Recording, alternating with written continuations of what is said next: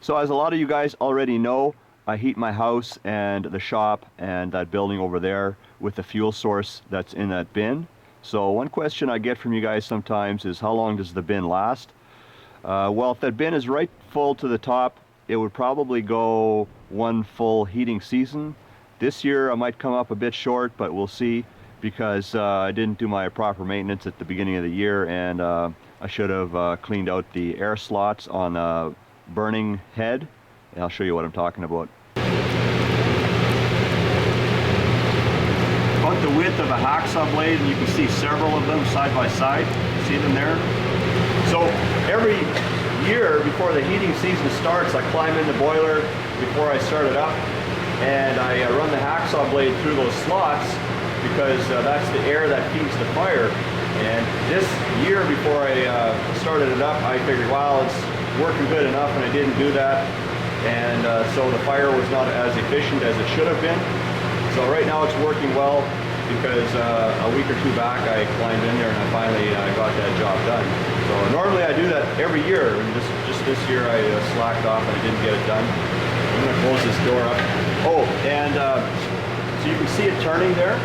It's kind of like a self-cleaning head, and right over there there's a little arm that's attached to the auger itself. If I wait just a little bit longer, see it coming up there? See, and it turns it just helps to take the ash off.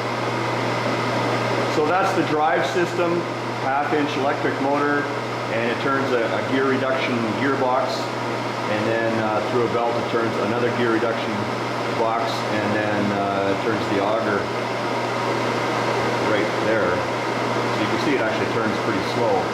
And the air delivery is here on the other side. There's a fan right here. There's a fan motor right there.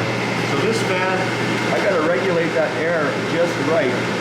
And there's actually a little opening right there. And I control that with just kind of like a plastic cover over it.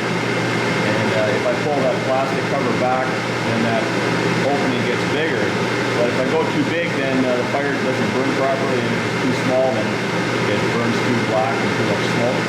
So as those air slots slowly get covered up throughout a heating season, I slowly have to pull this plastic cover back and increase that air gap. So in the fuel source in the bin, as a lot of you guys already know, it's sunflowers that have already gone through the milling process. So I get the leftovers.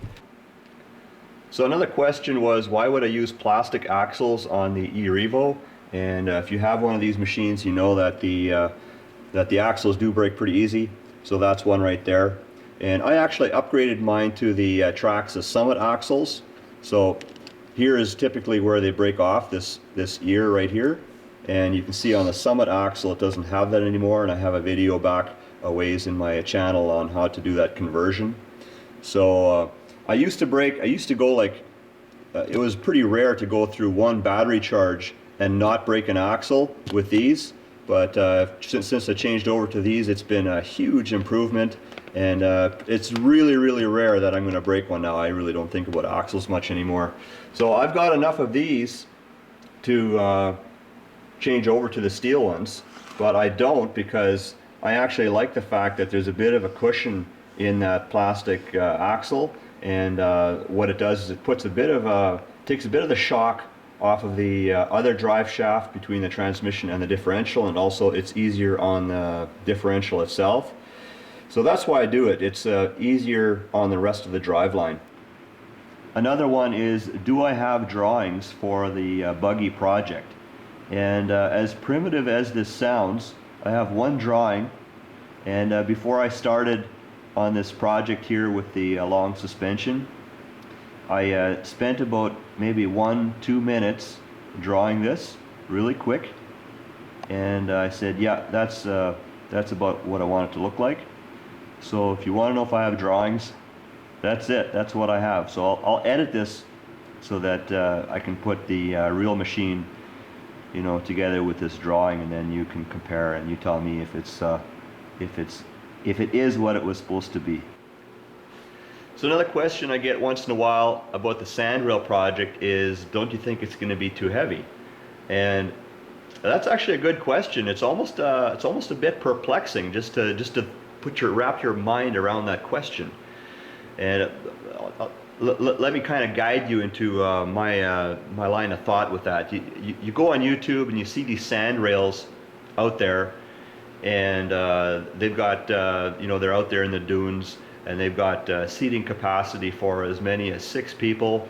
1, 2, 3 seats sometimes, and like a bench seat style, and much wider frame than this, and much longer machine than this, and a small block Chevy in them, and big machine, and big power. And you see these guys cranking like big wheelies, and they're out there and over the dunes, and hitting the big jumps and stuff. Are those machines too heavy? And let me guide your line of thinking a little bit more. Let's say I built a machine.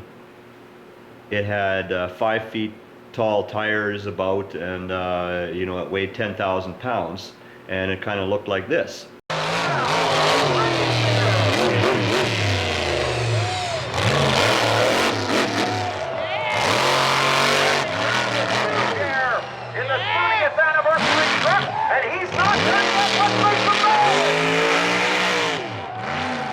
Really, I think the question should be, what is the power to weight ratio?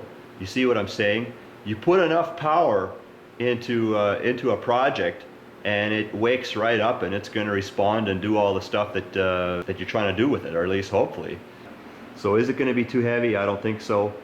And you see the emphasis here is on keeping the driver safe, not messing around with that. If you're going to build an off-road machine, you have to build it like it's going to roll.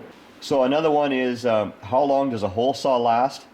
And you'll get like about 70 cuts, like 70 notch cuts from one of these, and providing that you don't all of a sudden hook by accident and tear some teeth right off. But they'll stay sharp for about 70 cuts, maybe more. But if you have a cheapy notcher like what I bought, it doesn't have the provision for these extra pins. And this one here, I actually tore the thread out of it, because that's where all the stress is. If it all of a sudden wants to hook, then bang, and then it'll damage the thread on here or on the notcher itself. And I would recommend these Milwaukee ice hardened hole saws. You can get them cheap on eBay, not a lot of money. Somebody else suggested these to me on YouTube, and thanks for that. I've been trying them, and I like them. And also has provisions for these pins here, see that? So ice hardened, up to 50% longer life, right on the label. And when I say like you get like 70 cuts, that's based on more of a conventional style hole saw, and how much superior these are to a regular one, I don't know. But I do know that you don't want to buy one for wood and try that on metal. You're going to be unhappy in a very little while. But a question I get once in a while when I show a notch getting cut here on the workbench, I get a question, well, how come I'm not using cutting oil? So down there on the floor is some material from making a notch with the hole saw, and so if I'm using cutting oil, guess where it ends up? It's going to end up on the floor there, and then I go like this, I'm walking here, I stand, and then I step right into oil, and you know what I got on the bottom of my foot? What a mess. And then I go walking over there like this, see, and then I look, and I got a track of oil over there.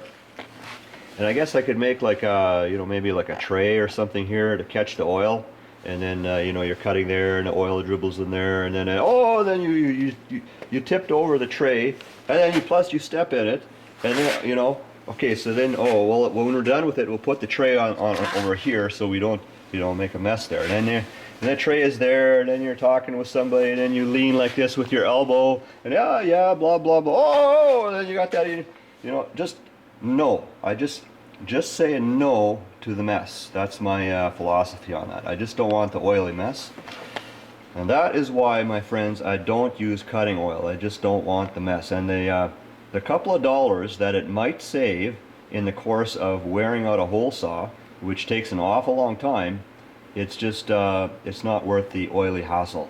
you know, for me. But anyways, guys, you guys are indeed awesome, and thank you very much for checking out this video, and we'll talk to you guys again.